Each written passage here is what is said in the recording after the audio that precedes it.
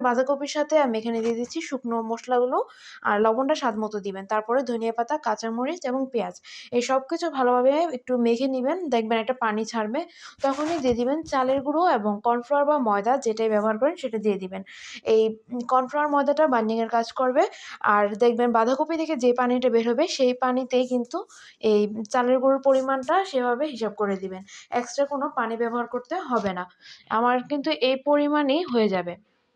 এই যে দেখুন, ভালোভাবে একটু সময় নিয়ে মাখবেন তাহলেই হবে। আমি একটু সময় নিয়ে এটা মেখে নিয়েছিলাম যাতে করে এক্সট্রা কোনো পানি ব্যবহার করতে না হয়। আর দেখতেই পারছেন টেক্সচারটা কিরকম এসেছে। তো এরকম একটা টেক্সচার আসলেই হয়ে যাবে। আর তেলটা ভালোভাবে গরম করে নিয়ে তারপরে পাকোড়াগুলো দিবেন। তাহলে আর ভাঙবে না। তো এবার ২-৩ বার উল্টে ব্রাউন কালার করে ভেজে নিলেই হয়ে যাবে। এই যে দেখুন, এরকম ব্রাউন কালার করে ভেজে নিয়েছি আর পাকোড়াটা খুবই ক্রিসপি হয়েছিল, খুবই মজা হয়েছিল।